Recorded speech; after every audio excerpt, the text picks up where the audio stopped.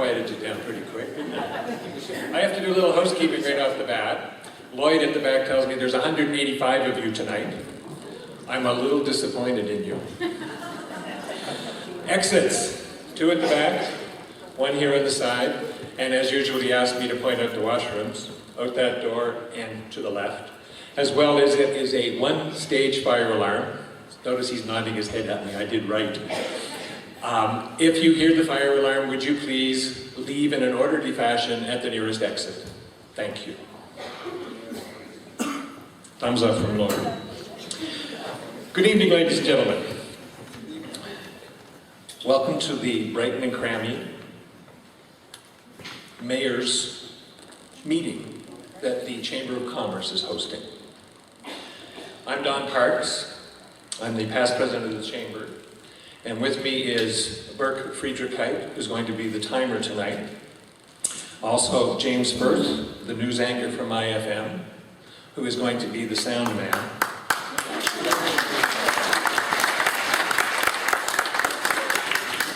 And he had a lot of nerve. He asked me to mention that they were having their anniversary next Wednesday. And you're all invited. There'll be snacks.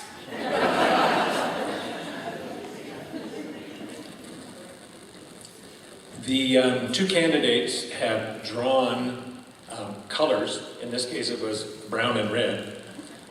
Mike won the draw, so he gets to go first. So shortly I'll allow him to take off. Let's see, I have to make sure I have all these comments set up here. The way it's going to work is each candidate will get a 5-minute spiel to let you know what their platforms are and what they propose to do for council. After the 5 minutes, we'll allow you to line up at the microphone in the center, same as we did with the all candidates for councillors. You'll have 45 seconds to ask your question, and I will insist that you ask a question. And the candidates will each have 2 minutes to answer. I think we should be able to get through a lot of questions since there's only 2 of them as opposed to 13 when we had the councillors.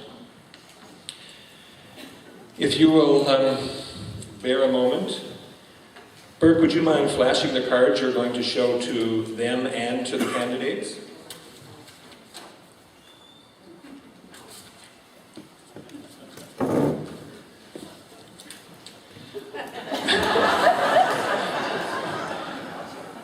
And we will be stopping someone from saying any more once that card goes up.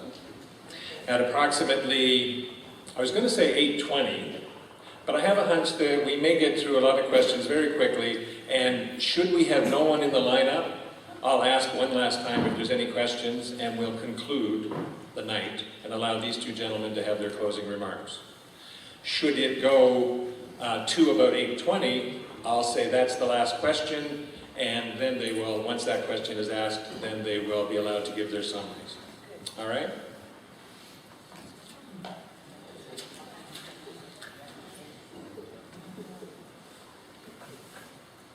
I'd like you to please keep in mind, much the same as with the all candidates for the councillors, that this is an information session and not a complaint session.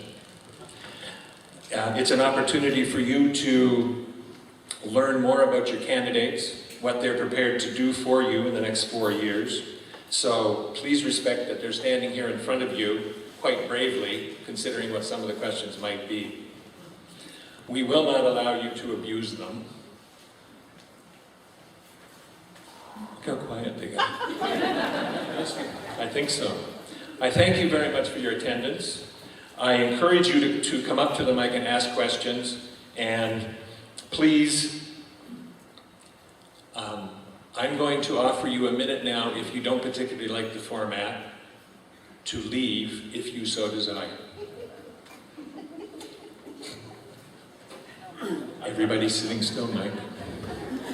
So without further ado, Mike, I will allow you to take it off. Thank you, Don. Good evening, ladies and gentlemen. My name is Mike Vandertorn, and I'm asking for your vote for Mayor of the great municipality of Brighton. With the support you have given me in the past, I am proud to stand here today with 17 years of municipal political experience in Brighton. Thank you for entrusting me with this very important duty. During my time on council, I have worked very hard for this community, and I've been an effective member of council. I wish to assure you that I have a clear understanding of the legislation governing municipal politics, including the Municipal Act, the Code of Conduct, and the numerous bylaws that direct the process. While I am running for the top job, it is important to understand that decisions are made in council are not those of any one person, but are decisions of council as a whole. I believe that communication is key to a council successfully working together with each other. There is by far much more value in working together to find a solution rather than fighting over the problem. My theme is respect. Respect for council, respect for staff, and respect for you, the community. However, respect is not achievable without good communication. My aim is to be a consensus builder. I chose to listen in order to learn, and I will show strong leadership and a positive attitude. I will earn your trust and your respect. Here are some municipal priorities, not in any specific order. Expand our industrial tax base. The benefits creates jobs and takes pressure off of our residential tax base. Prioritize infrastructure needs, including our rural roadsides, ditching, brushing, road reconstruction, and sidewalks. Library expansion. Currently, our library is one of the busiest for the population it serves and has outgrown its footprint. Economic development. Currently underway, we have a branding strategy, a downtown revitalization, and a recently announced expansion of our industrial park. Now let's talk a little bit about money. With policing costs increasing by $400,000 in the last 4 years alone, and with a $200,000 reduction in provincial transfer payments in the last 2 years, your council has still been able to maintain service through prudent fiscal management by finding savings and not by sharp tax increases. I would like to remind you how the cost of unions, investigations, and lawyers have negatively impacted our financial situation. These things cost money. This was the first time of my 5 terms on council served where we had to spend money on integrity investigations and the cost of unionization.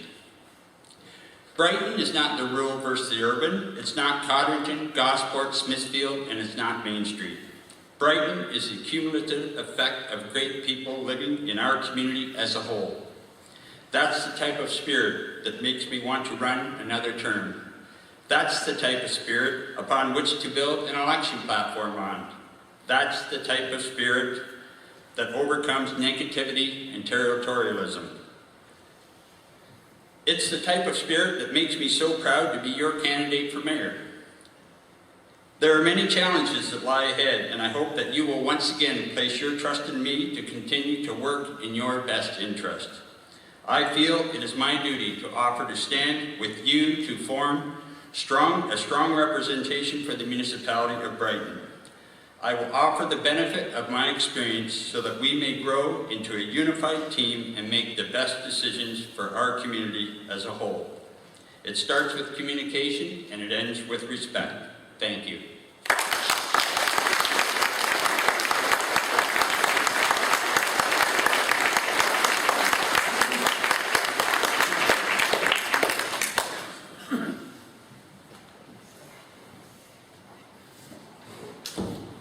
Mark just made a point that if you have any cell phones, would you mind turning them off or putting them on vibrate so that it doesn't bother the candidates?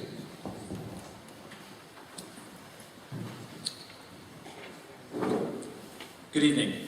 I would like to thank all of you for attending this evening and the Brighton and District Chamber of Commerce for organizing this event. This is an exciting time for our community, and so many of you have become engaged in the election process, and that's really great to see. The past 4 years have not been easy, we all know that. At the same time, much has been accomplished this term. This is an important election for our community, and we need to remain focused on the work that needs to be done and to continue to address the concerns of our ratepayers.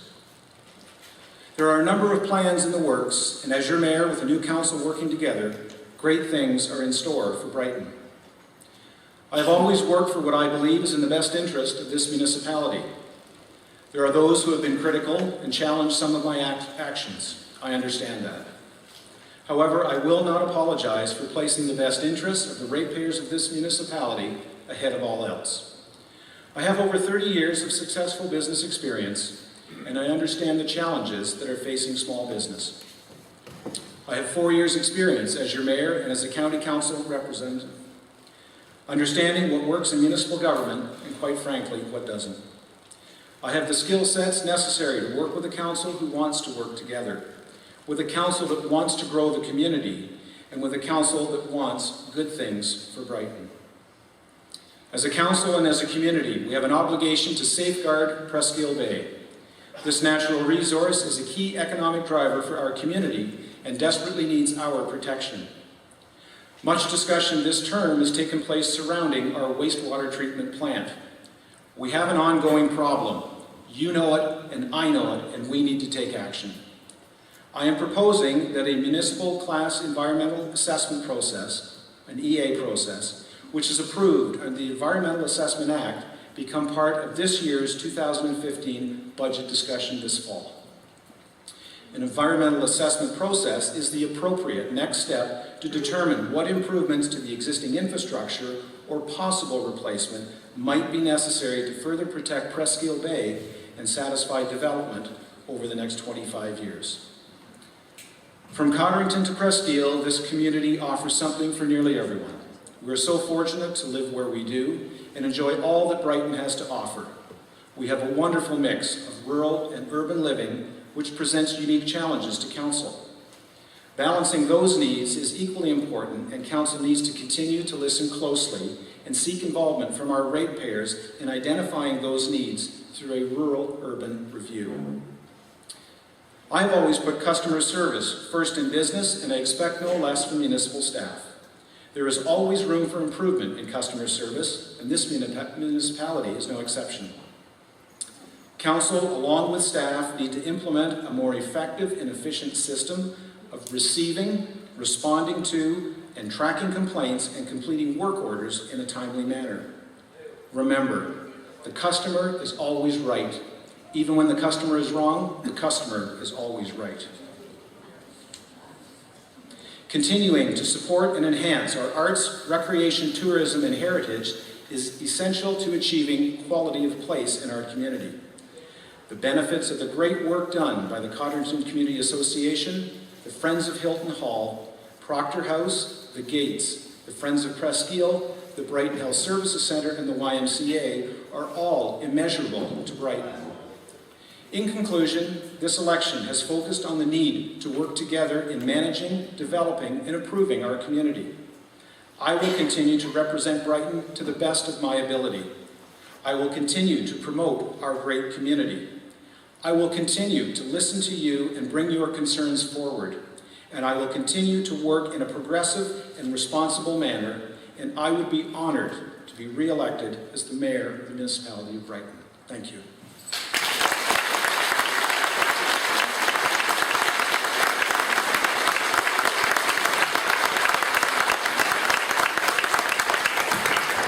Thank you very much, gentlemen.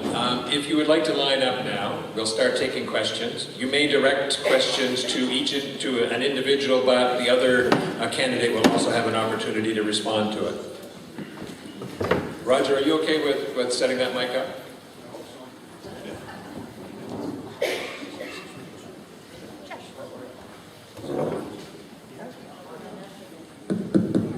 Appears to be on now. Thank you. Okay, my name is Roger McMurray, and my question is, municipal budgets have been increasing in size by approximately $1 million per year for the past 4-year term of council. What will you, as head of council, do to deal with these unsustainable increases? Thank you. I'll let you start, Mark. Thank you. Well, thank you for your question, Roger. I have, from the beginning of this term, wanted a professional municipal services review to be completed in order to attempt to identify where possible savings could be made. It is, I believe it's important to have an unbiased firm come in and look at our organization and try and ensure that we have the best people doing all the right jobs. Thank you. Budgets are created each and every year by council with staff and input from you, the residents.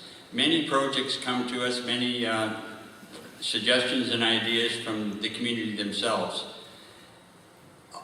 A lot of times there's large projects that come before us, and we may have other sources of funding besides tax dollars. And if there's an opportunity for us to take the opportunity to do a large project within our community, and we can get funding, that all shows up in the budget. So obviously the budget number is going to be bigger than it was the previous year. As far as service delivery goes within our community, we are undergoing a service delivery review right now, and what that will do is we evaluate each and every service and compare it to similar sized municipalities. In doing this, we are able to find efficiencies and find improvements within our organization. Right now, we are undergoing this process. We're about 3/4 of the way through it. In 2015, there will be suggestions and recommendations brought forward to council from this service delivery review, and hopefully there we'll be able to find not only savings in budgets going forward, but efficiencies and more effective service delivery for you, the residents. Next question. Hi, good evening, gentlemen. Heidi Mayer. The motto when you drive in and out of town on the Brighton sign says, where the past greets the future. I was wondering what your thoughts are, gentlemen, on what that means to you, and or if it's time to look at perhaps changing that motto. Thank you. Brighton is full of opportunity, and there's lots of great things that will happen in our community. There's lots of things in the works that not everyone may know. We as council are working, and our staff are working on things that are going to move this community forward. We have an economic development plan right now that is going to move this community forward, and our future is exciting, but we cannot forget our past. We have lots of history in our community, and we need to bring it along into the future with us, and I think that is very important for us not to forget our roots. In understanding that question, the past greeting the future certainly has a heritage component to it, and we have had a lot of great work done by our Heritage Advisory Committee over this past term of council and previous terms. Certainly we now have the creation of the Friends of Hilton Hall, who are doing some great work out there. So it has been discussed that we are looking possibly through the branding and during our strat plan session that we had, whether in fact we did change that slogan line for the community. But it is just an opportunity to recognize where we come from as we move towards the future. Next question. Thank you. I'm Roger Green. I'd like to ask both candidates about the Brighton wastewater treatment plant, whose effluent's been in violation of provincial standards a number of times over several years. Now, Mark Wallace has spoken to it a little bit, but he might want to add. I want to ask both. Both ammonia, nitrogen, and coliform bacteria have been in exceedance. Brighton has been charged, and the court case will be heard soon. But I do not want to ask about the legal side of it. I would like to ask what strategy Brighton has or should have regarding the problems with the plant. Mark, would you go ahead? Thank you for the question. I did identify in my opening comments that I would encourage a budget discussion in around entering into an environmental assessment process. The problems that we have, I believe, have been historic in nature. They have been around for prior to this term of council, and I believe, with due respect to the staff and the work that they have done there, that now we're at a point where we need to bring in outside help to identify and to determine once and for all if, in fact, there are problems and what we're going to do to mitigate those problems. Our sewage treatment facility, we operate under what's called a certificate of approval through the Ministry of Environment. That sets the way in which the facility is operated on a day-to-day basis. And currently, we are working hand in hand with the Ministry of Environment under an order to bring our ammonia exceedances down to levels that meet the requirements. We have done lots of work in the since 2012. Basically, there's been berm repairs, there's been baffles installed, new baffles, which directs the flow of the effluent throughout the system. As well, there has been biodomes, that's the word I'm looking for. Right now, there's a test pilot project right now, which is 1 year. It's up 1 year in October, but we just learned yesterday that there will be a 6-month extension to it. And with these biodomes, what they are new technology that is new to Ontario. It's never been before where they've been used in Ontario. The Ministry of Environment was quite intrigued by these biodomes, and they wanted to use Brighton as a test pilot for the province of Ontario. And currently these biodomes the test pilot project is removing 99 to 100% of the ammonia exceedances. And really, I think what we need to do is we need to wait for the Ministry of Environment to finish their project and determine what the next steps will. Council going forward, I do believe that a new council has to start thinking for the future, whether it's 5, 8, or 10 years out. We need to start preparing for a replacement of that facility. Any and all infrastructure doesn't last forever, and this will be no different, so we need to start planning for the future. I'm very glad to hear you say Thank you for your question. Next question, please.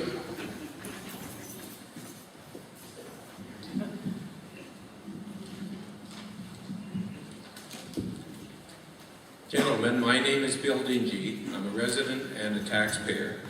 I have reviewed municipal annual budget presentations and annual financial statements for the past 4 years. I contend that financing major capital project costs without commensurate long-term debt has contributed unnecessarily to the current taxpayer burden and is highly restrictive when considering other budget choices. Do you agree or disagree with this assessment? Please explain your reasoning. Thanks for the question, Bill.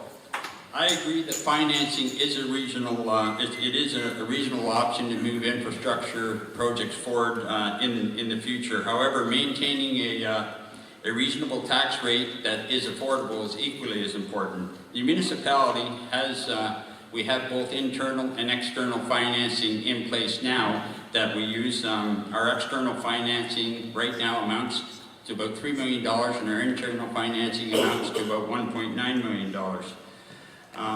And as our assessment increases in this municipality, it gives us more room to build on that in the future.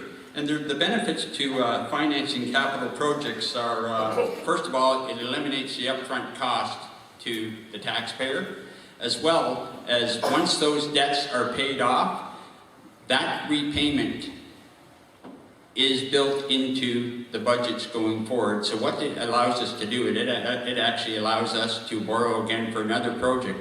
And finally, financing projects gives us a chance to get the larger projects done sooner than what we originally might have been able to afford to do. Thank you. Thank you, Bill. I actually am a proponent of borrowing and financing. Early on in our very first budget, I brought forward a suggestion that we look at external financing and borrowing, because at that time we were looking at some of the lowest historical interest rates that we had had ever.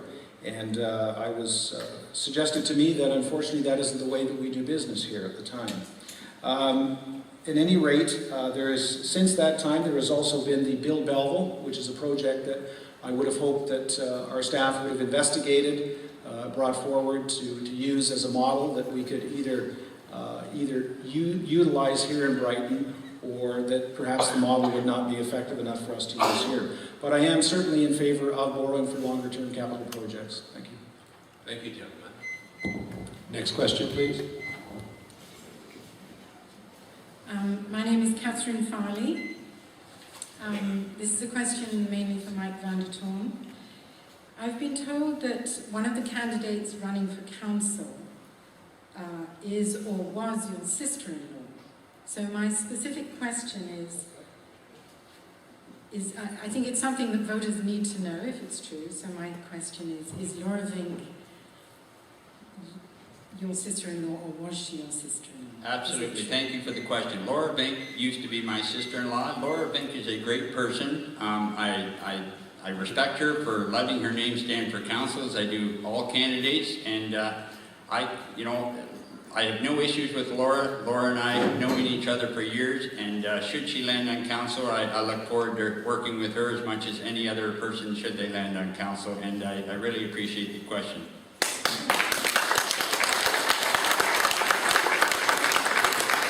Hello, my name is Chad. My question is, what is your opinion for Max Milk downtown in Brighton?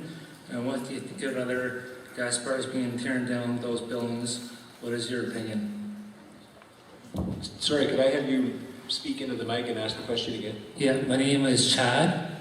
And my question that I have for you is, what is your opinion for Max Milk downtown in Brighton? And what do you think about other gas bars being tearing down those buildings? What is your opinion? Thank you for your question. I think it's very important to understand that developers will come to a community with a proposal, and that's exactly what's happened here. Max Milk has come to Brighton with a proposal on a specific site. That proposal is then delivered to our staff through our CAO, and then our staff will go through, evaluate the proposal, come forward at some point to council with a criteria criteria that needs to be met in order for the proposal to be brought to the public. So basically there'll be a number of conditions put in place in order to satisfy staff, and those conditions will then, once satisfied, recommendations will come to council from staff, or if it's not recommended, then that will also come forward that it would not be supported. Thank you. Thank you. Thank you for the question. I am not convinced that a gas bar is the right fit for the heart of the downtown core of our municipality. Further, if I may add, there currently is no application before council for a gas station in the heart of the downtown core. Should an application come forward, there will be a long, extensive process.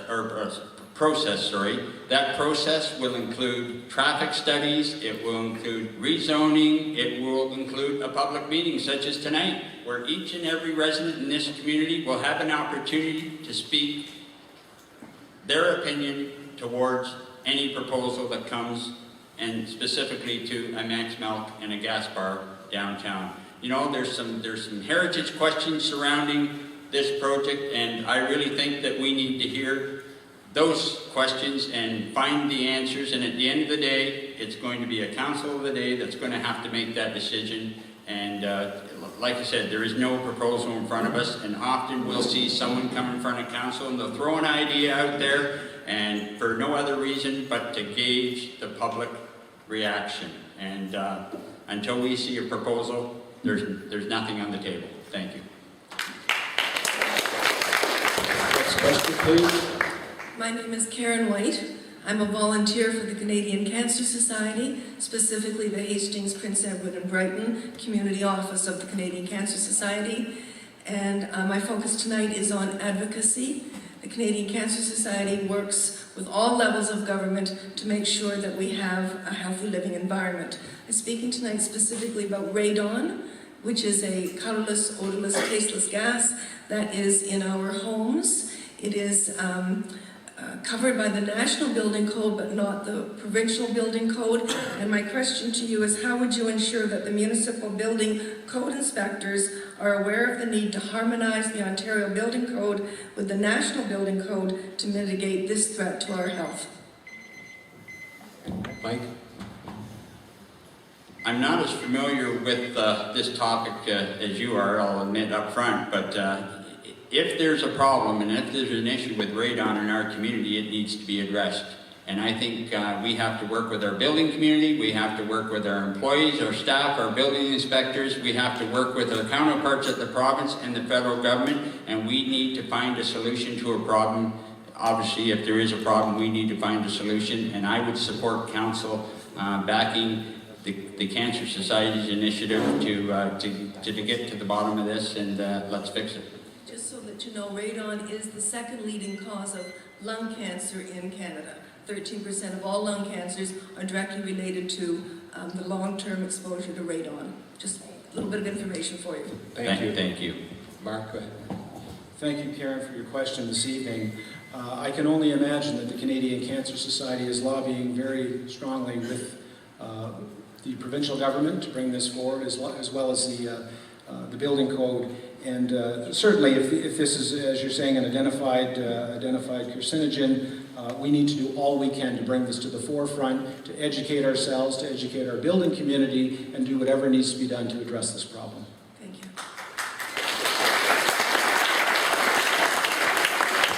Next question, please. Hi, I'm Gordon Toby, and as you know, I'm concerned about heritage preservation in our community, Mike and Mark, and we lost so much of our heritage, built heritage, and we need to consider what we're going to do to stop demolishing it. I'm going to read to you from our official plan, section 2.4.11, Heritage Conservation. Significant built heritage resources and significant cultural heritage landscapes shall be identified prior to development and conserved through the identification, protection, use and/or management in such a way that their heritage values, attributes, and integrity are retained. And that was approved here in Brighton on April 23, 2014. So I want to know how you're going to preserve our heritage here in Brighton, our built heritage. Yes, heritage is very important to everyone. It's important to me. I appreciate the heritage we have in our community. I live in a century home myself, and I know what it takes to maintain my property and keep the heritage features that I like about it. And we as a community need to find a way to preserve what we have in our community. The value of our heritage is it's immeasurable, and if we are going to truly protect our heritage, we need a plan on how we're going to do that. Just for us to say, you know, we need to save that because it has heritage significance is one thing, but we need to find a way as a community, as individuals, to support that with dollars. And that, to me, is the important thing. If we are just going to save it and we're not going to support it, it's not going to be around very long either, because eventually it'll crumble. Thank you, Gordon, for your question. Certainly heritage is very important to our community. Again, with our motto, past greets the future, we've had a great success and a lot of wonderful things come forward from the Heritage Advisory Committee and their recommendations. Ultimately, the recommendations of that committee are brought forward to council, and a decision of council is made. In saying that, I will also say, though, that heritage, to me, is an awful lot more than simply bricks and mortar. There is a great number of things that are being done now. For example, the Friends of Hilton Hall with their living libraries and different things that they're doing there, and certainly Dan Buchanan with all the great things that he's doing. So I believe that all of us are great supporters of heritage within our community in one fashion or another. Next question, please. Good evening, Peter Holker. First question, you've just been talking to a previous question, answering a previous question where you were talking about internal funding on major capital projects. However, I've looked at the amount of money that's available from federal and provincial sources. There's a lot of grant money that's available, and over the last 4 years, Brighton has managed to get 6.7 million from both of these sources. However, Cramahe, our next door neighbour, has got 9.6 million, Quinte West has got 37 million, and Prince Edward County has got 74 million. My question is, why is there such a gap? And how many projects requiring such support are written up and ready to apply for those sort of monies when there is 54 billion now announced by the federal government where the municipal government can go straight to them? Mark. Thank you. Thank you, Peter, for your question. Very good question, certainly, and I think some of that information was identified in the report that you provided to the Home Builders Association, which made its way through to the development charges meeting that we were at. Funding applications. We have not been tremendously successful over the past years with funding. Again, coming back to municipal services review, I think we need to look at that area and understand why if we don't have the right people doing that job, continually searching out those funds that we can utilize for larger projects, we need to look at that and address it.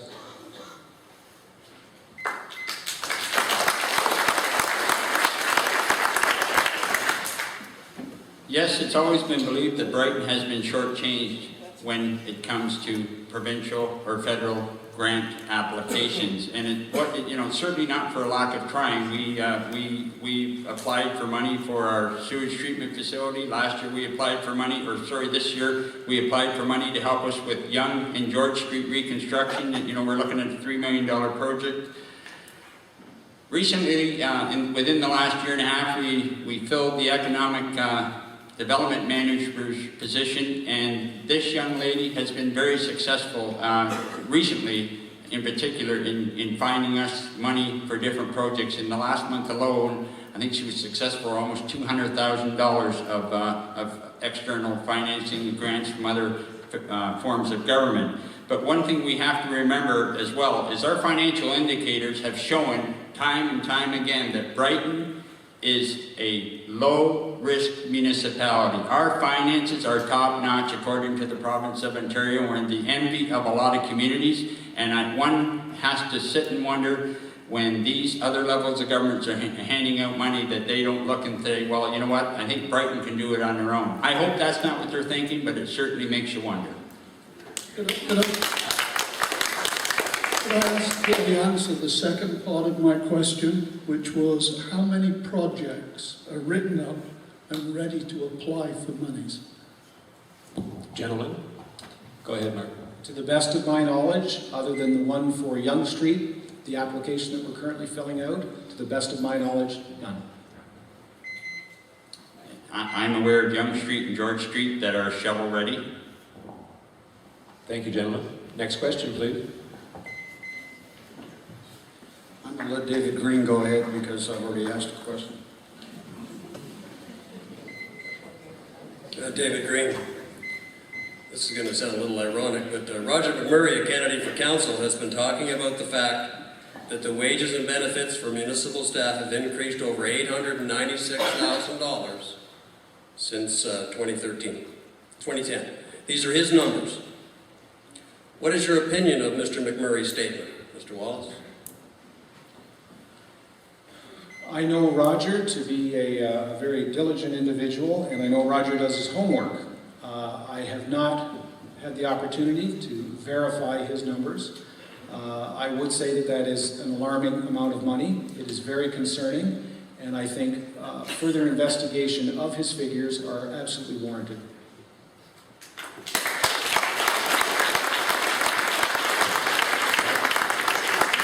Thank you for the question. I actually did a little research after I saw Mr. McMurray's numbers, and the number of $896,000 it comes from the Financial Information Report, which is filed with the Ministry of Municipal Housing Ministry of Municipal Housing Affairs and Housing each year. Sorry about that. And 1/3 of that $896,000, $300,000 is just in the last 4 years the annual 2% increase, the cost of living that goes on municipal wages and salaries. So 1/3 of it. Also, an increase in service delivery that was covered mostly by grants, specifically the Rural Economic Development Fund, as well as user fees. water and wastewater user fees covered a good part of it. But the alarming piece of this puzzle is our sick leave and stress leave in this municipality in the last 4 years has quadrupled. It has gone well in excess of $100,000, and we need to change that as a council and as a community. And that's where I think clear communication with our residents, and more so with our staff, we can help repair any damages that have been caused in the council. Next question. Roger McMurray with Brighton. I wasn't expecting to be the subject of a question, but so be it. In any case, my question is, the Code of Conduct is not mandatory for councils. Do you believe that the new council should find a less divisive and less expensive way of solving internal disputes?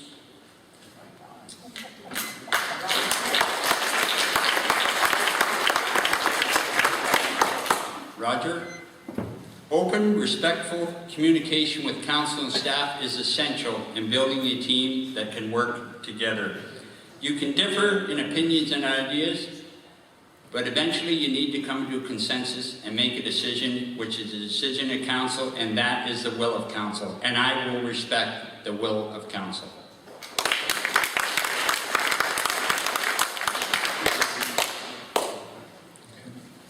Thanks, Roger, for your question.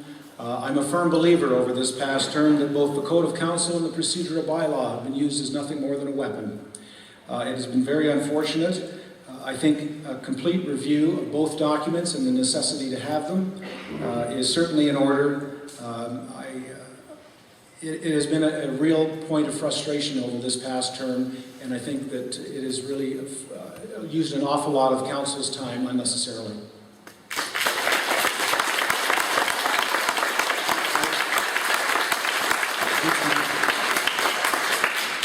Next question, please. My name is Natasha Uzinga, and I am a realtor, a Brighton resident, and a taxpayer. And I don't know if everyone is aware in this room, but the province is about to give all municipalities the opportunity to give municipal land transfer tax or apply the municipal land transfer tax to purchases and sales. And what that means is that instead of land transfer tax, and that's all a buyer would pay, they would also pay a municipal land transfer tax, and that money would stay in the municipality. When they did it in Toronto, their whole market was crippled for a very long time. They're a huge, huge city. In a municipality like us, it would decimate us. I want to know if you're in favor of the municipal land transfer tax, and if you are, why, and what you're going to do for the homeowners that are going to lose their shirts. Thank you. Thank you for that question. That information certainly has not come forward to the council floor to be discussed. I think at that time, our hope certainly would be that staff would bring forward all of the options that would be available to council, and we would look at those options, and there again would be a public forum to come forward and provide comment on that as you're doing this evening, and it certainly would be the decision of the council of the day to understand which would be the most effective way of moving forward with that. That being said, without full disclosure of information at this particular time, I certainly would not commit one way or the other. However, I do think that we are at a saturation point as far as taxation is right now that I would, at this point, unless there was some real good convincing, that I would not be in favor of that. Thank you for the question. This has not come to our council. It has not filtered down to the municipal level yet, and quite frankly, I'm not a proponent of any new tax. I quite frankly think we pay enough tax, and furthermore, I've seen what it's done in the city of Toronto. They've had the opportunity, and it's made two. Basically, what it's done is created two opposing sides that have been very vocal about it, and it's divided the community. And the last thing we need is another tax. Especially, I do not want it dividing our community or hindering our strong building industry. Next question, please. Hello, Glenn Brown from Brighton. Questions about the increased policing costs I heard you speak of earlier. I wonder if two parts of the question, you can explain why the increases there? And then secondly, what you can do to, if anything, to stop it? Policing costs have escalated enormously. In the last 5 years, $500,000, and quite frankly, it was out of control. Most of it was driven by, well, two parts. It was driven by increase in salaries, agreements with the association that represents the police officers, as well as the level of service that we are expected to pay as a municipality is determined by the province and not by the municipality, and we do not get to partake at all in any of the negotiations that are put together by the province when they decide what level of policing will be delivered in a community. Going forward, we have a new funding model in front of us. The municipalities have fought very hard. We stood together shoulder to shoulder with the Association of Police Services Boards of Ontario, and we worked hard to get the province to listen to us and come up with a new funding model.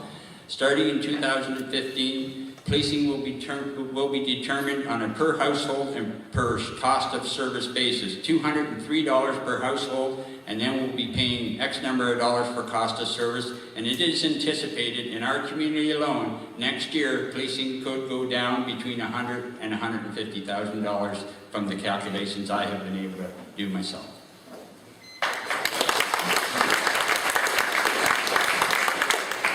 Yes, thank you. There was a group organized through municipalities and in conjunction with AMO, which is the Associated Municipalities of Ontario, that addressed the province and the escalating and unsustainable policing costs. We had fluctuations from as low as in and around $100 per household, in some communities exceeding over $1,200 per household. This information was brought forward to the minister, and at that time, quite thankfully, through AMO and their negotiations, they came forward, and as has been mentioned, there was a new funding model that's been brought forward, and through this funding model it will be more equitable, and certainly that MPP Lou Rinaldi was very pleased to announce that all of Northumberland County will be receiving a reduction in policing costs.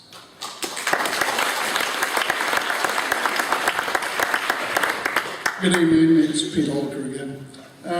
Question for Mike. I've read through your platform and I see that you're offering a 4-year guarantee on trust, transparency, positive attitude, respect, strong leadership, experience and communication. Below those, there's lots of words, but the one I want to look at is residents in the community.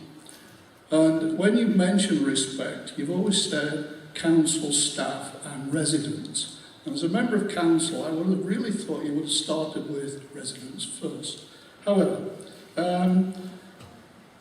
you have had 2 years as deputy mayor as well, as part of your experience. 4 years ago, by a very large majority, Mayor Wallace was elected on a very similar platform that he's got today. Why, in the last 4 years, Mike, didn't you use those skills that you say you have in standing alongside him to make the things he was trying to do come to fruition? Thank you for the question.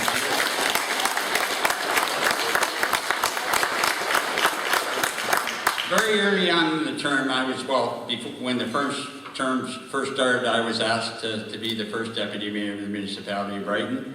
I worked closely with the mayor's office for the first few months and with the rest of council. And I'll tell you, having the experience that I had and working with all the previous councils in the 4 terms prior to this, it became very apparent early on that this was not going to be like the previous 4 terms. And I made a promise to myself that I was going to abide by all the rules that are before us, and I stuck to it. I can tell you of a situation earlier on. It was, I believe the date was February 7th, whatever the first meeting in February was. I had a phone call at home at 4:30 on a Monday afternoon before we had a council meeting that started at 6:30. That phone call came to me that afternoon at 4:30, and I was instructed how I was to vote going into that night's council meeting. And I'll tell you quite frankly, Peter, I was very disappointed, and I let my disappointment be known, and in my opinion, it fell on deaf ears, and quite frankly, it went downhill from there, and I tried to work with all members of council.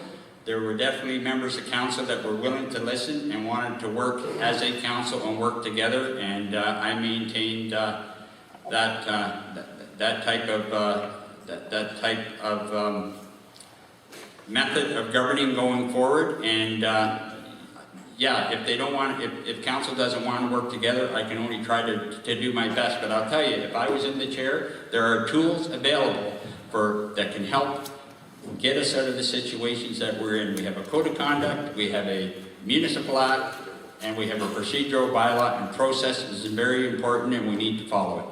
Thank you. I'm going to let Mark answer, and then if you want to have another question. I'd just like to follow up with, Mark said you follow the rules and things like that.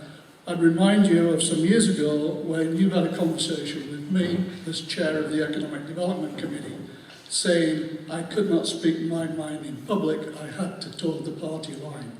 I resigned from the chair of the Economic Development Committee at that time.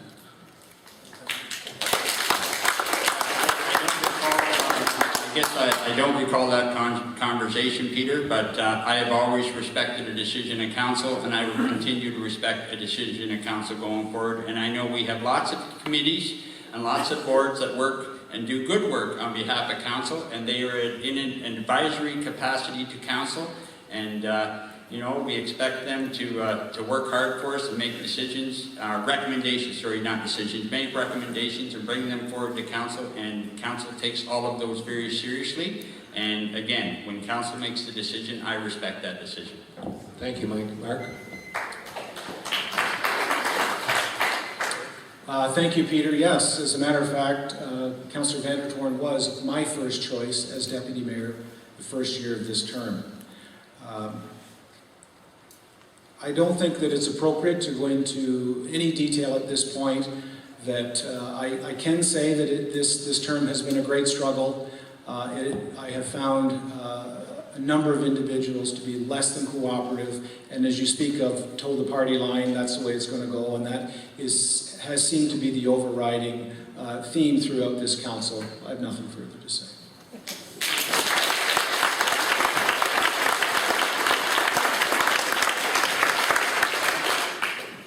My name is Kathleen McLaughlin, and I would like to know what your long-term plans are to guarantee quality of life for seniors here in the community.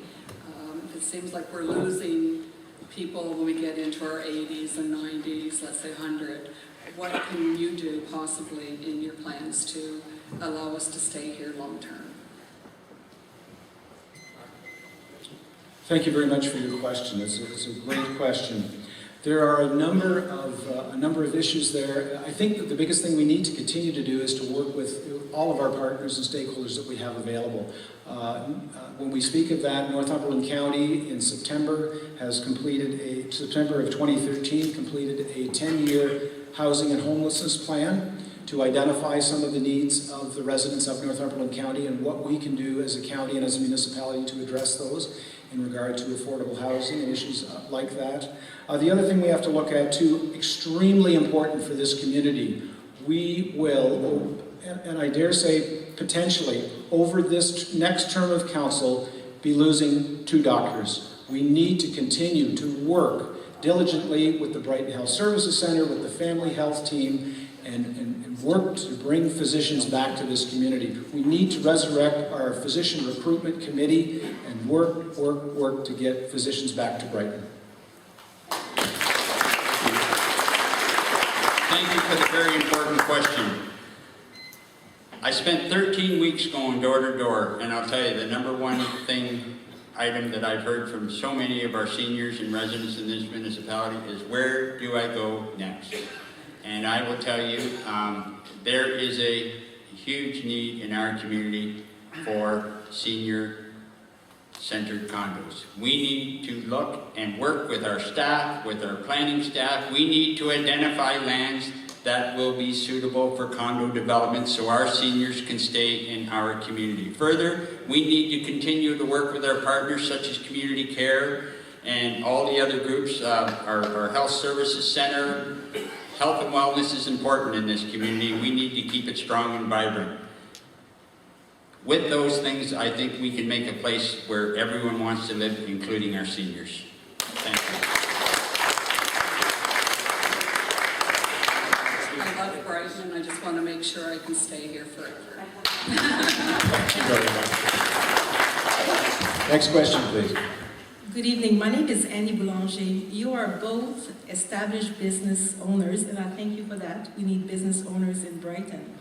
My question is in the name of transparency, which is a word that has come up very often in discussions recently. Do you, personally or professionally, have any interest in any land, building, businesses that could potentially be impacted by any projects on the table or in talks only in Brighton that could impact you positively or negatively? I think you're asking if there's a conflict of interest? Basically, yes. On anything, any project that is on the table or in talks only. Currently, I have no property that would fit the bill of what you're asking about. And as far as my personal interest and my business interests, I have been in business for 25 years in this municipality. I have been a councillor for 17 years, and not once have I allowed those two to cross the same path. And should it even come close to crossing the same path, the province has a conflict of interest legislation laid out very clear for us, and I've used it before and I would use it again on a personal or business matter. There's an opportunity for us to step away from the table if we even come close, and I think everyone needs to keep that in the forefront. Thank you. Thank you for your question. I am very pro-development in this community. That is what will help our tax base and bring additional dollars into this community to help our ratepayers. That being said, I have made a conscious effort throughout this term to always exclude myself when there is anything that has to do with my company, either of my two companies, or even if there is a perception that, to quote Councillor Kerr, oftentimes when something in his words doesn't pass the smell test, I would certainly recuse myself from those discussions. And currently, no, I have no properties that are affected by any developments on the table at this time. Thank you. Hi, my name is Brianna Brown, and my family and I have lived in the Brighton area for many years. Rural roads, for example, Telephone Road, are in rough shape and are poorly taken care of in the wintertime. What are your plans for the future years towards this issue?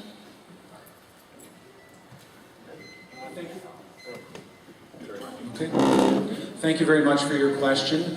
Again, as we've spoken of earlier, there are a number of critical infrastructure issues within this community, and certainly many of our roads have been identified under a road and deed study, which was completed recently. That being said, there is always a priority list that is brought forward by our staff in order for council to consider at budget time, and it is at that time that council makes the decisions which of the roads take priority in being reconstructed. Thank you for the question. We need improved rural road maintenance, whether it be ditching, roadside brushing, or just filling potholes. We need improvement. Our senior management team has brought to this term of council, just in the last 3 months, they brought a report to council that in 2015, they are really hoping the new council, whoever that is sitting, will address a new road management plan, which will include enhancing road maintenance, specifically in our rural community. Recently, or this year in 2014, we added one more public works operator to our operations, and this will allow us to improve our snow plowing. You know, we all know how harsh of a winter it was last year, and by having an extra operator behind the wheel of a snow plow will allow us to make our routes shorter. So I think there is going to be success in the future of the municipality of Brighton improving their rural road maintenance. Thanks for the question. Next. Pete Olka. Just a quick one for you this time. I've read both of your platforms and looked at all your shopping lists. Which is the most important? Infrastructure issues or the provision of a new library? Mark, go ahead.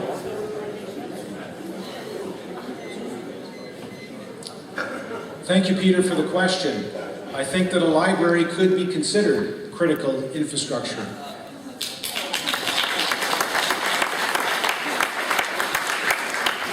A library is definitely critical infrastructure, in my opinion, but by expanding our industrial tax base, we will create the revenue we need to get projects like the library and many more completed. We need to increase and expand our industrial tax base to bring money and revenue stream into our community and create jobs.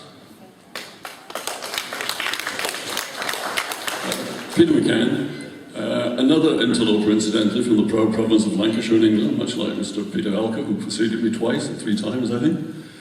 My interest is in the waterfront. We have an exceptional opportunity in the waterfront here in Brighton. I think it's much underdeveloped, and you only have to look at what's currently going on in, well, what's already gone on in Coburg and what is also going on in other parts of this part of Ontario.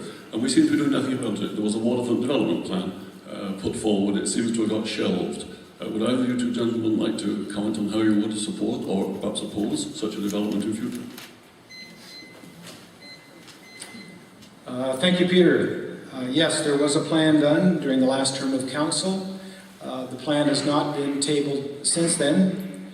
I think it's good to recognize, it's important to recognize that Brighton has challenges in the fact that Brighton geographically is very narrow east to west and very long north to south.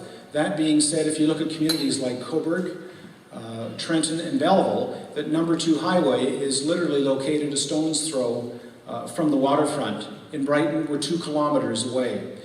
Certainly, I would love to see some development of our waterfront, whether that be in a park sort of area or whatever development idea would come forward. We need developers to come forward with a proposal. I don't think it can be entirely municipal, but I certainly would support more focus being taken on the waterfront area.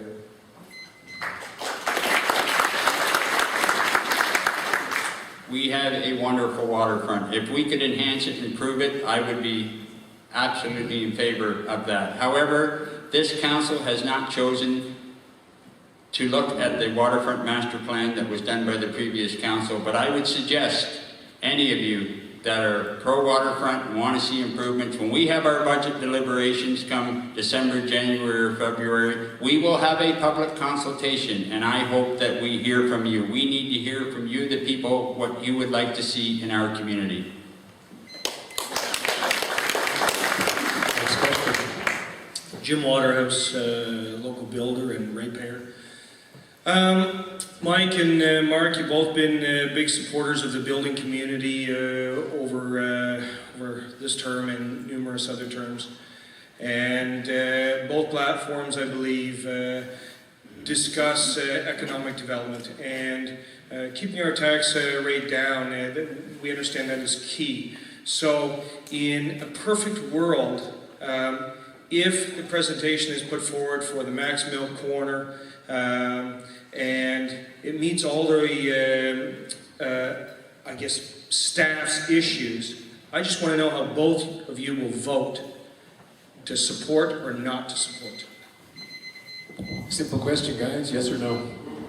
First of all, it's not only meeting all of staff's issues, it's meeting the issues that are within our community itself. We need to listen to the people. We don't only need to listen to the reports that may come forward. And I'll tell you, there will be a public process, and if there's an overwhelming, obvious feel in the community that they would not like to see a max melt gas bar, I won't support it.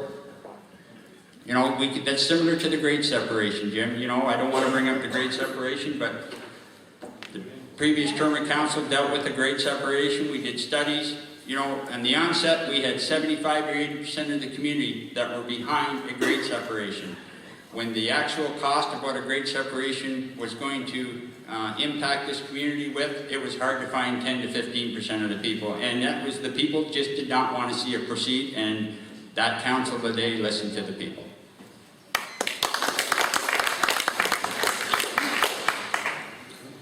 Thanks for your question. Ladies and gentlemen, we've sat for 9 years with a vacant corner downtown. 9 years of nothing. We have an obligation to continue to develop our downtown. Is this proposal that's come forward the most desirous proposal that we could get? Absolutely not. Is it exactly what I want to see? Absolutely not. This is a $4 million, say it again, $4 million investment in Brighton. Max Milk see the value of investing $4 million in Brighton, and so do I. And I'd just like to ask one other question.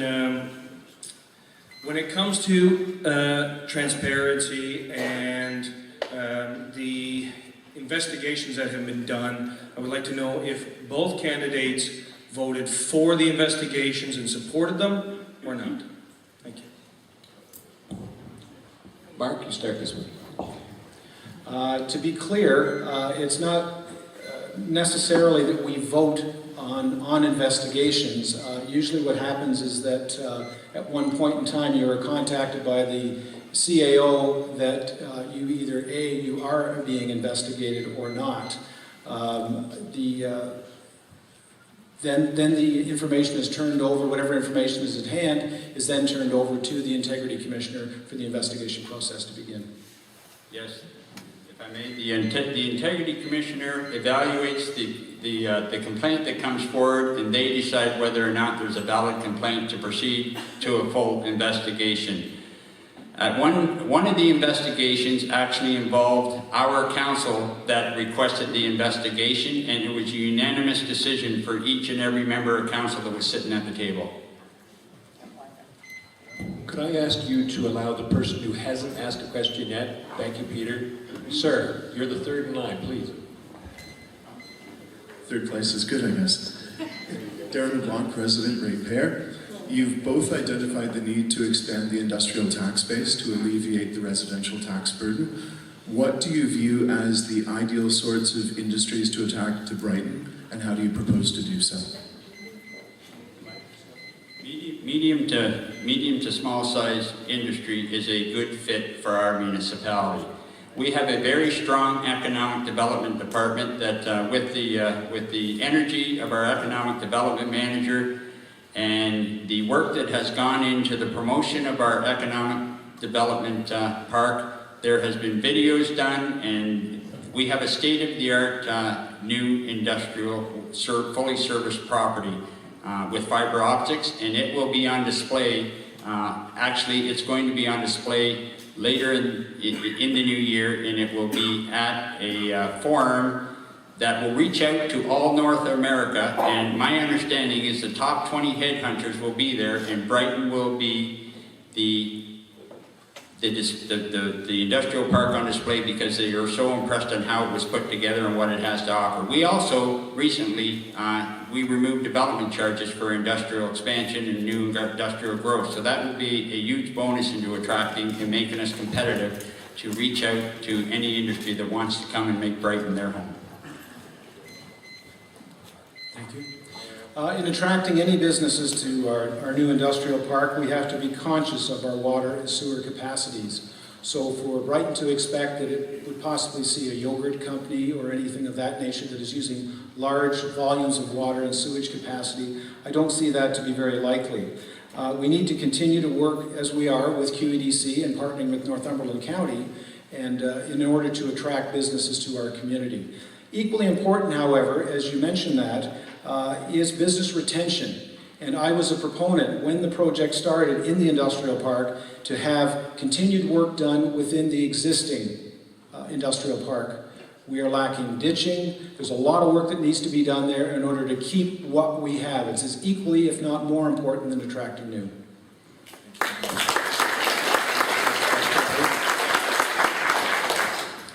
Thank you, gentlemen. My name is Doreen Cable. About 4 years ago, I was privileged to be part of a group that reported to council with regards to the need of the creation of a senior centre here in Brighton. We are still older, and there are a lot more of us now, and I want to know if you would be willing to resurrect the report that we did and to actually really sit down in earnest and see if we cannot get a very much needed centre for our seniors here in Brighton. If you wouldn't mind giving me your answer with regards to that. Mark? Very good. Thank you, Doreen. Certainly always available to sit down and to look at information and review what has been done in the past to see how we may address those issues today. We certainly do have a very large senior population in our community. Again, but I think one of the challenges to address is to identify what in fact is a senior center. If we're speaking of a designated facility, that obviously presents a lot of challenges. So I think that certainly some more dialogue, a better understanding of what the needs and the requirements are of our aging population is always important to have.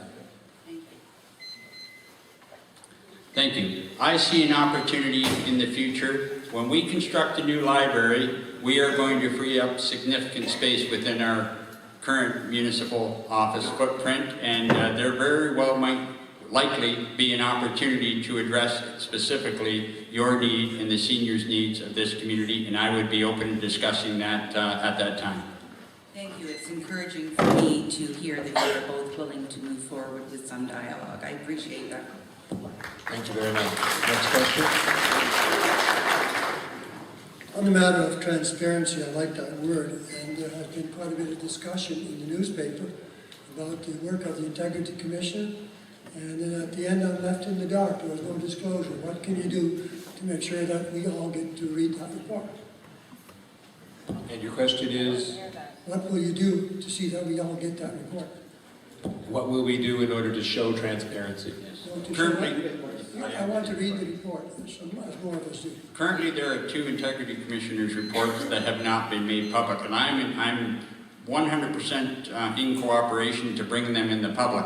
However, there was legal advice given to our council, and council really pays close attention to legal advice, and it was suggested because there are individuals in there that are named for specific reasons, whether it's, I guess you would have to know the true nature of the report to understand, but they suggested there should be a requirement for any individual that was named in those 2 reports to sign off and allow that report to be released. Now, I also I believe that if the person does not want their name, say they're a staff member, they don't want their name out in the public, there should be an opportunity as well to have it whited out, blacked out their name, but the gist of the investigation absolutely should be made public, and I would support that.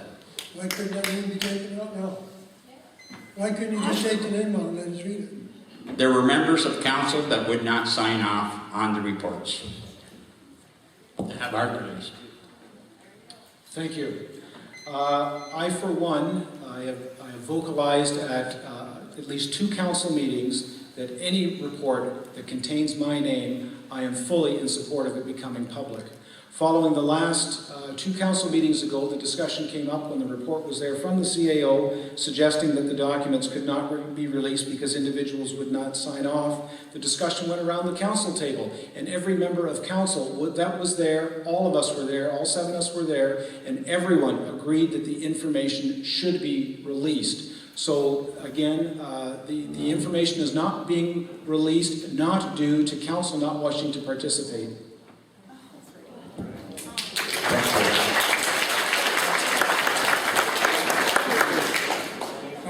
Mark and Mike, a question to both of you. Mark, please go first. Why do you want to be mayor of Brighton? Thank you, Bob, for your question. Brighton is an absolutely fantastic community. I have been here since I have been 11 years old. Went through the old public school, this high school, and as I told you earlier when we had the microphone check here, that grade 9 was the best 7 years of my life. Brighton, on a serious note, Brighton is a fantastic community. There is an awful lot of potential here. There's a number of great people, well-educated, well-read, a lot of knowledge here. This community is on the cusp of absolutely seeing fabulous things happen to it, and I want to be part of that happening. Thank you.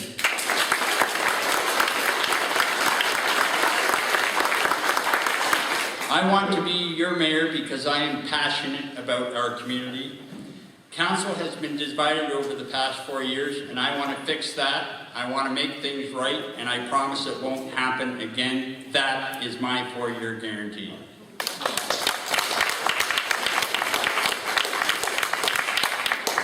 David Green, question to Mike. What is your opinion on the vehicle replacement strategy that we have in the municipality? Our vehicle replacement strategy has been very successful, in my opinion. We try to keep a current fleet.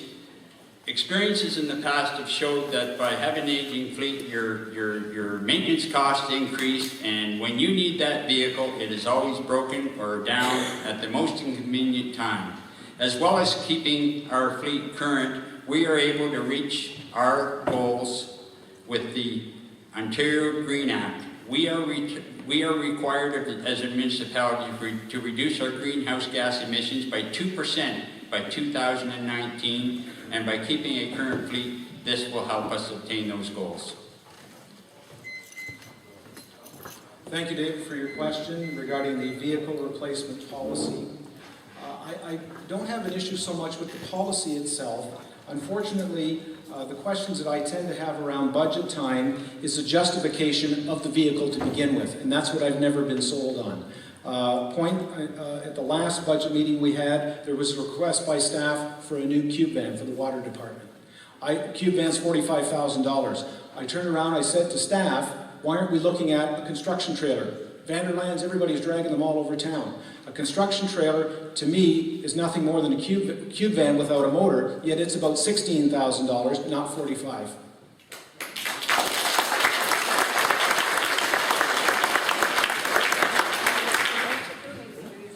Peter Olka.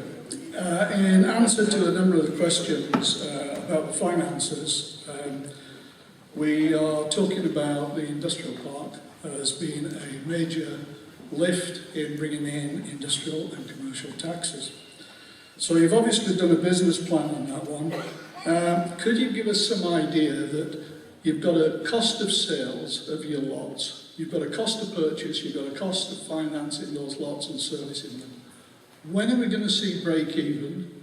And when are we going to see the residential tax, which has now risen to 91% of our tax income, start to come down?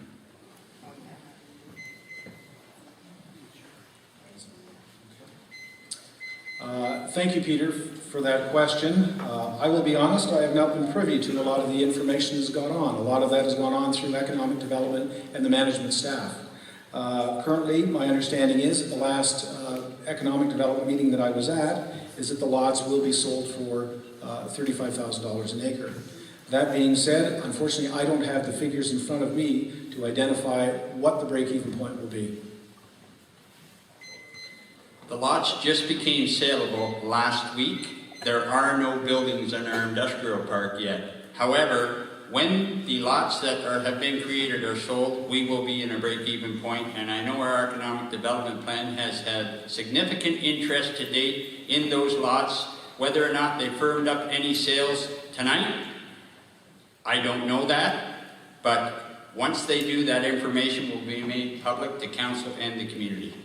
So just clarifying that, Mike, the cost of selling at $35,000 an acre will cover the cost of purchase and the cost of servicing those lots. That's just what you said. No, I didn't. It will cover the cost, if you want that answer, it'll cover the cost of servicing. It will not cover the cost of purchase. The cost of purchase is an investment for our community. It's an investment into our community's future. We cannot attract industrial growth if we have no place to put them. We had to extend ourselves to create an opportunity to invite industrial development into our community, and this council chose to do that by voting to purchase 50 acres of land for $600,000. But will it be 5 years or 10 years? This investment in the future, is it forever? Or is it going to pay back in 5 to 10 years? I don't think anybody can make that prediction. Of course you can. You can do what ifs. Can I have next question, please? Thank you, Roger McMurray. My question is, why doesn't Brighton have any crime? Okay, why doesn't Brighton have any crime? And I'll refer to Mike and thank him for talking about the Province of Ontario Ministry of Municipal Affairs reports, which is this one right here on crime. The ones that David Green was talking about are Schedule 40. This one is called Schedule 92. And it notes that Brighton has 0 violent crime, 0 property crime, 0 other crime, a 0 crime rate, 0 youth crime, yet Cramahe has crime, Trent Hills has crime, Quinte West has crime. So what's the deal? And your question? The question was, why does Brighton have no crime? First of all,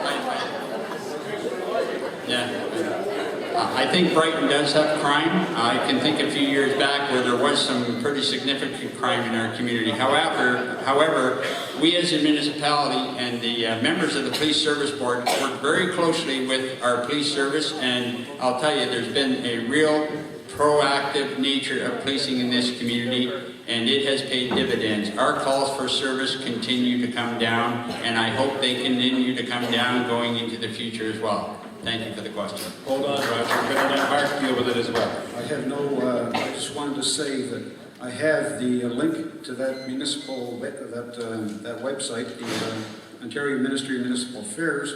If anybody wants it, I can give it to you and you can check these facts out yourself. Please email it to me, Roger. Go ahead, Mark. Thanks very much for the question. I can only say that there has obviously been an error in the reporting, and it should not be made to be taken lightly. We had a young lady murdered in our community a number of years ago, and that's an absolute tragedy. I can only say that again, that I do believe that there is, without seeing the document, Roger, and having the link to know who is responsible to provide that information and why that document has not been filled out and forwarded on to the proper area, I don't have an answer for you. Jim, I'm going to ask you to step behind the two that haven't asked a question yet, please. Just one thing. Kudos to the OPP in Brighton.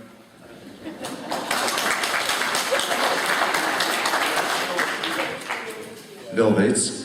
I would like to ask you gentlemen a couple of questions. One, industrial development in this town has been nil to none in the last few years.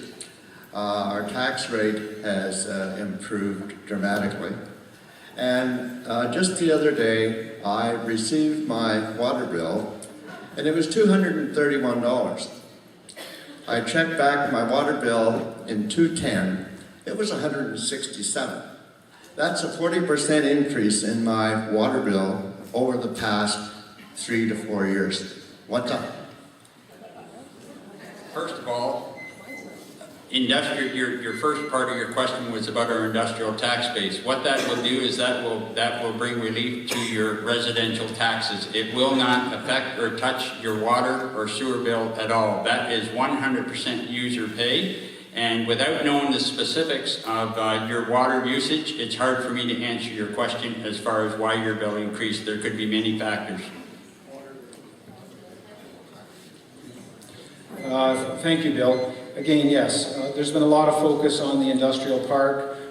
This is the first council in a number of years that has actually had lands that are now developed that businesses can hopefully take use of and move into this community and provide some relief on the tax base. As far as the 40% increase, I think that there needs to be some further investigation of that. Certainly water is a user pay system, and on an annual basis we are also brought forward fees and charges schedule that is approved by council, so that there have been increases to the water rates, water sewer rates, but 40%, it's startling, and I think it needs to be investigated further. This year in Brighton, I do have a watering system, and this year in Brighton, we didn't have to use it that much, because we had a lot of rain. Anyway, this was going back to 2010, and I can't remember even in 2010 whether we had a wet year or not, but I don't think it was. But this was a super wet year for Brighton. Thank you for your comments, sir. Next question, please. This question is in regards to the industrial park expansion. Is there in progress or in the future any incentive for currently existing industry that is close to residential areas that may not be or have existing outstanding building code and fire issues? Is there any incentive for them to move to the new industrial park? You clear on the question? I might ask for a bit of clarification. So are you asking that a business that is currently in the industrial park, are there incentives available to move into the new area of the industrial park? No, well, we're living in the modern world, so some of us live beside some industry, so I don't want to get into it because mention any names, but what I was wondering is if there's some buildings have outlived their usefulness, let's say, or perhaps their purpose for what they were intended to do. I'm not against any industry. Like I said, we're living in the modern world. Is there currently any incentive for industry that is in residential areas to move to the newly expanding industrial park? That was never a consideration that had been identified by council, and certainly nothing that I'm aware of.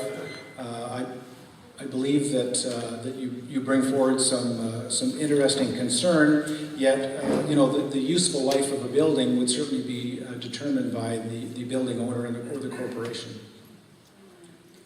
Thank you for the question. There actually is incentive to encourage exactly the type of business you're talking about, and that is our development charges. Recently, we made development of new industrial growth $0. It will cost them no development charges, saving them tens and hundreds of thousands of dollars if they wish to move to a new state-of-the-art building in our new industrial park or on any other industrial land within the municipality of Brighton. Next question. Two questions. One quick one. Do both of you know what the #1 industry in Brighton is? I certainly don't. Jim, I would say housing is running a strong first in our industry, as a leading industry in Brighton. Our housing and manufacturing of houses has been significant and very strong, and it looks that it's going to be that way going into the future. I would think the building industry ranks right up there as far as an industry leader for this community. But I think we also need to recognize what's going on in rural Brighton between Archers, Clitheroes, the Dorlands, Northumberland Grain. There are some huge operations in our community. We need to be better educated about what's out there. Okay. Second question for both of you. Since you've taken, this council has taken upon burdening the taxpayers with a $600,000 tab to bring in cheap land for industry, would either of you, if elected, back the building community in reducing all of the development charges for a seniors condominium building?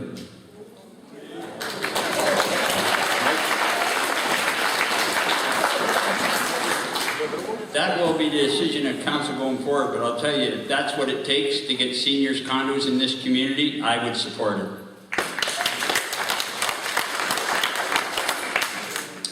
I would say on the surface that would be a request that would certainly need to be investigated to see what the implications are and what those fees would be.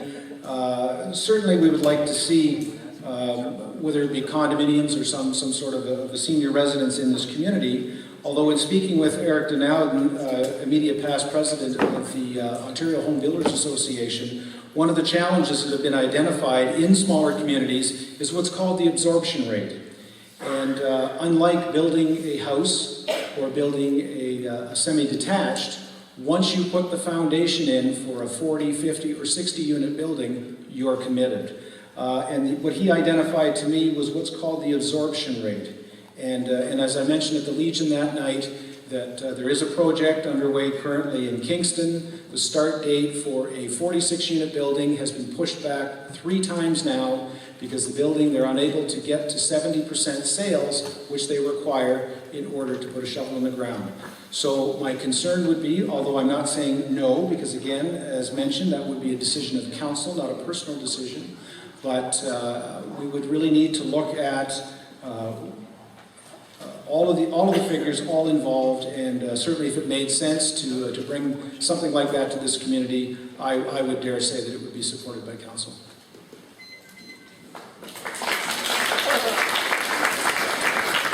My name's Larry Canar, and I'm relatively new here, having moved in December. But what I've been hearing is that there's so many things that the council and candidates want to do for Brighton, and it seems as if you're strung out with what you can tax people at. Governments typically overspend their tax base, and what they do is they turn around and they float bonds. Does Brighton have any concept of possibly putting out municipal bonds? I'd rather buy a Brighton bond than have a CIBC bond. I'll leave that with you. Yeah. Bonds have never been discussed around any council table that I've ever sat on, but if it makes sense and there's an opportunity, I think it has to be brought before our council, and we need to give it serious consideration. Yes, thanks for your question. I believe we're at the point we need to look at any and every funding model that is out there. It's important to the community, to council, and obviously to everyone in Brighton that we need to look at everything that is available in order to bring resources in to continue to improve our community. I just thought I'd give you a chance to pump me again. Mr. Mayor, yes, regarding Max, you referred to 9 years.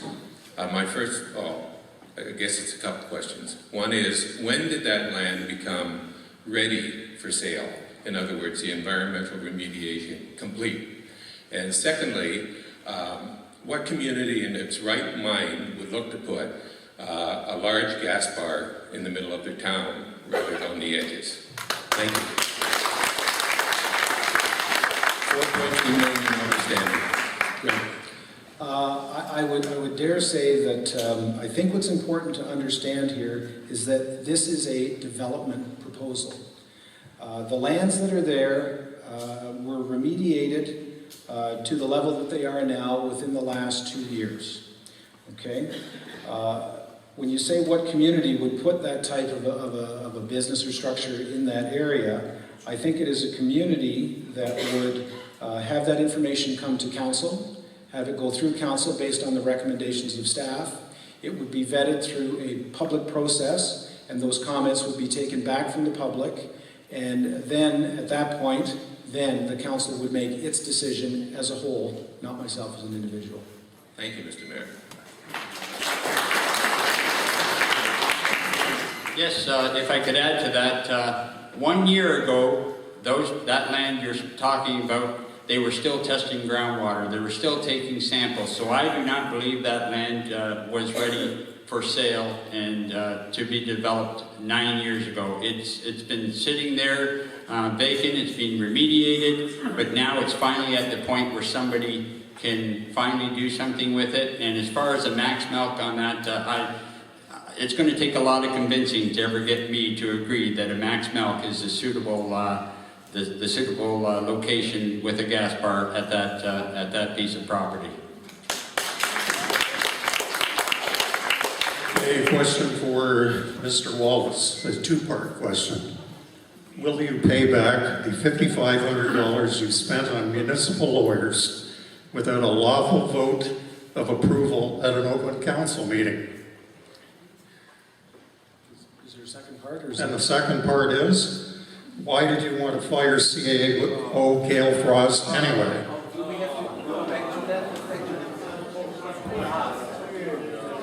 Do you wish to answer that? I will answer the first part of the question, yes. I have and will always stress the fact that that money was utilized for education and training. Thank you.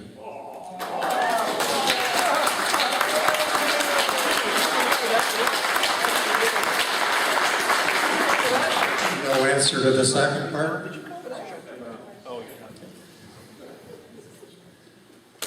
On August 15th, we had a council meeting. During that meeting, our CAO brought a concern to council about tree cutting that was happening on the Pinnacle Street Road allowance. August 16th, these are the facts. You can moan, you can groan, but these are the facts. And I think facts are important. August 16, 2011, Mark Wallace contacts the lawyer informing them about a CAO termination. August 17th, Mark Wallace discusses again with the lawyer about the CAO Frost termination. August 23, 2011, a copy of a letter sent to Mark Wallace including a roadmap for a termination agreement. October 2011, Mark Wallace contacts lawyers and tells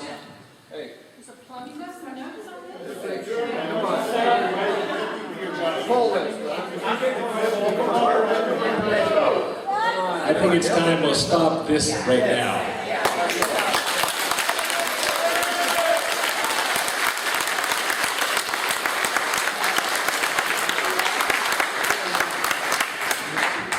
Roger, you have the last question of the night. Thank you. My question is, do you believe that it is arrogant to put in place contracts that not only extend to the end of your mandate, but cover the full mandate of the next council? Under what authority did existing council members take this action? Thank you. Sounds like the last question. Not knowing specifically what contract you're talking about, but if there was long-term planning involved and it's a...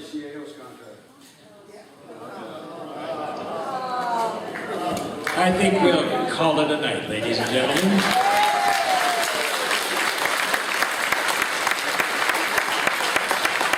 Before you leave, each of these gentlemen has an opportunity to speak for 3 minutes, beginning with your choice.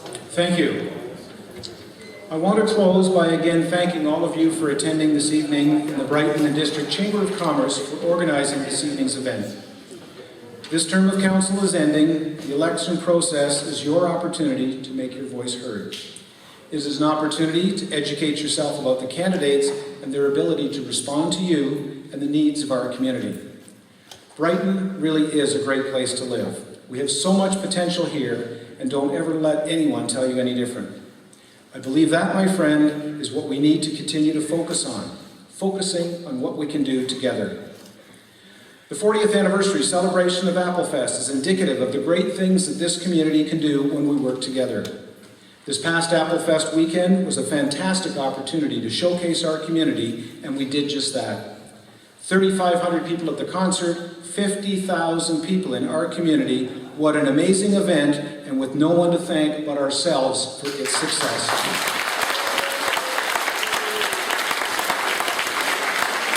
This election, more than ever, is about transparency, accountability, and fiscal responsibility. Let's focus on working together and grow Brighton to its potential responsibly. The way municipal business has been done in Brighton is no longer acceptable, and our new team will work to change that. What has happened during this term of council cannot and will not happen again. I will continue to work hard on the many issues at hand, from customer service, critical infrastructure, our wastewater treatment plant and the protection of Presqu'île Bay, and a rural-urban review and professional municipal services review are my key priorities. I look forward to the next term with a new council, new ideas, and new priorities. Brighton is a unique community full of great people doing great things. It would be my honor and privilege to serve you again as the Mayor of the Municipality of Brighton.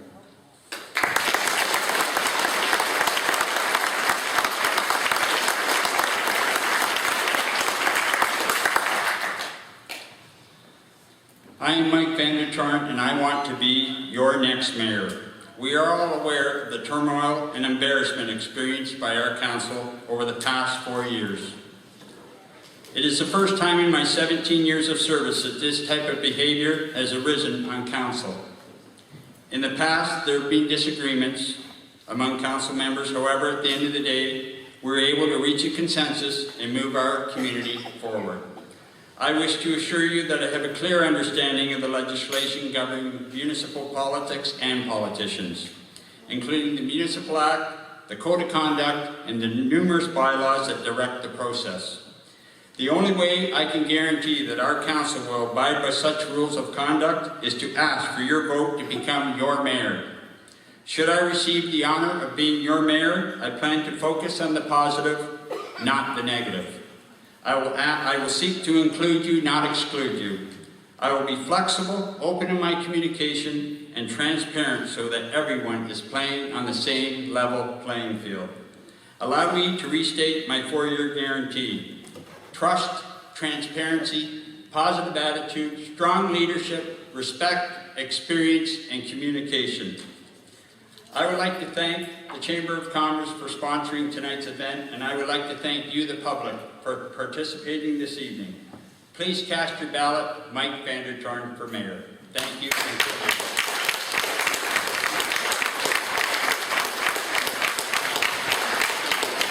I understand that there's been some issues with the ballots going out. I'm going to ask Gail Frost to come up to the microphone in the center and address that issue, please.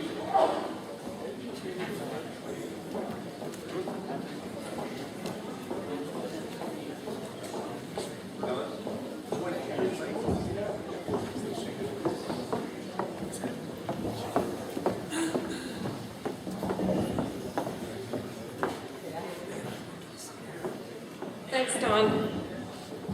We've had a few issues with the ballots. The ballots were mailed out on September 29th, and anyone who the ballot was addressed to an RR address, like RR2 Brighton, RR4 Brighton, the post office is not delivering those. They're wanting a street address. So they've returned a number of ballots to us. So if you haven't received your ballot, what I can tell you is it likely is as a result of that. We have gone through our tax roll, found your street address, readdressed them and mailed them out. So they're in the mail now. But if you don't get your ballot within the next, by next Wednesday, we would ask that you drop in and we'll make sure that you get a ballot. But most of them are back in the mail now that the post office returns. So hopefully if you don't have it, you'll have it shortly. Thank you. Ladies and gentlemen, thank you very much. Thank you, gentlemen. I appreciate you being here. It only got a little bit fiery toward the end. I thank you for that. I appreciate the turnout here. It's amazing how enthusiastic you are about your politics in town. Once again, the Chamber is here to help you understand what goes on with your town, and we're very big supporters of this town as well. So thank you very much, and have a good evening.